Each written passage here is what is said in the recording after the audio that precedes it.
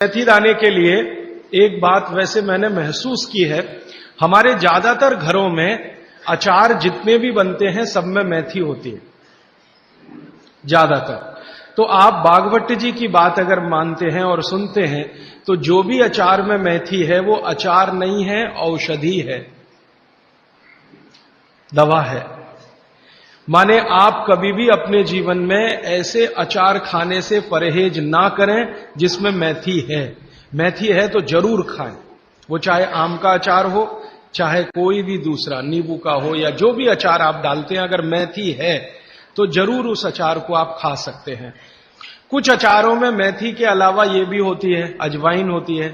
अगर अजवाइन है तो आप जरूर अचार खा सकते हैं, क्योंकि महत्व की बात जो आपको मैं समझाना चाहता हूं वो ये कि किसी भी अचार पर, किसी भी फल पर औषधियों का असर फल से ज्यादा होता है।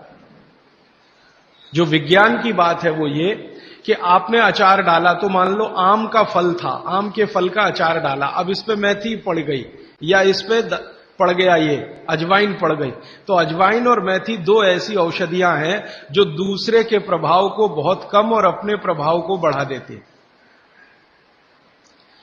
तो कई लोग ऐसा घबराते हैं ना, मुझे अचार खाना तो अच्छा लगता है लेकिन खा नहीं सकता क्योंकि मुझे ऐसी तकलीफ है। मैं आपको ये कहना चाहता हूं कि अगर मेथी पड़ी हुई है किसी भी अचार में और आप वात के रोगी हैं या आपको कफ की तकलीफ है तो बेझिझक वो अचार खाइए, तो अचार के साथ मेथी जाएगी। और अचार में पड़ी हुई मेथी का असर पानी की मेथी से कई गुना ज्यादा हो जाता है।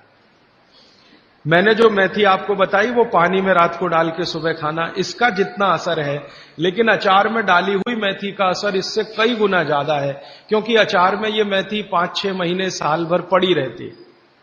मेथी के बारे में बागवट जी कहते हैं कि तेल में मिलाकर अगर आपने इसको रख लिया तो बात वही है कि अचार में तो तेल भी है, बिना तेल के अचार नहीं है। अब मेथी उसमें डल गई तो आप समझ लीजिए कि इसकी शक्ति जो काम करने की है वो 20 गुनी ज्यादा होती है,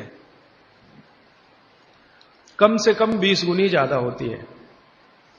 तो इसलिए अचार में पड़ी हुई मेथी जितनी पुरानी होती जाएगी आपको उतनी ही लाभकारी है। और ठीक यही बात उन्होंने अजवाइन के लिए लिखी है कि अजवाइन अचार में पड़ गई है तो आप समझ लो कि वो बहुत गुनी बढ़ गई है।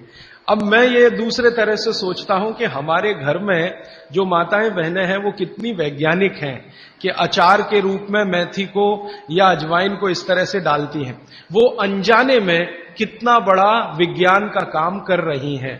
जानकर करें तो आप सोचो कितना गर्व हो, कितना गौरव हो, लेकिन अनजाने में वो कर रही हैं। तो ये बात मैं विशेष रूप से आपके ध्यान में लाना चाहता हूं कि जिस घर की माताएं अचार बनाना जानती हैं वो बहुत वैज्ञानिक है।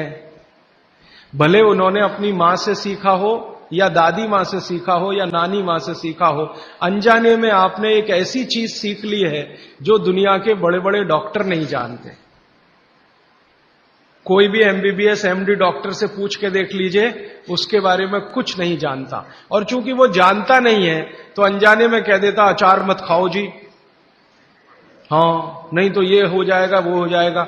उसको ये मालूम नहीं है कि मेथी दाने का अचार है, अजवाइन का अचार है, जीरे का अचार है। तो ये जीरा है, मेथी दाना है, अजवाइन है, हींग का अचार एक बनता है। तो बागवट जी कहते हैं कि जितने तरह के फलों के अचार हम बनाते हैं उसमें आयुर्वेदिक औषधि अगर पड़ गई है तो वो फल का असर कम है, औषधि का असर ज्यादा है। और आयुर्वेद की औषधियों को कुछ विशेष कॉम्बिनेशन में तेल के साथ अगर आप उपयोग कर रहे हैं तो असर सबसे ज्यादा है। माने बागवट जी के हिसाब से अचार आप जरूर खाएं, लेकिन इसमें उन्होंने बोला है कि अचार महत्व की बात है कि उसमें या तो मेथी हो, या तो अजवाइन हो, या तो जीरा हो, या तो हींग हो, दालचीनी हो, जो भी है, औषधि के बिना अचार ना खाएं। ये है उनका सूत्र।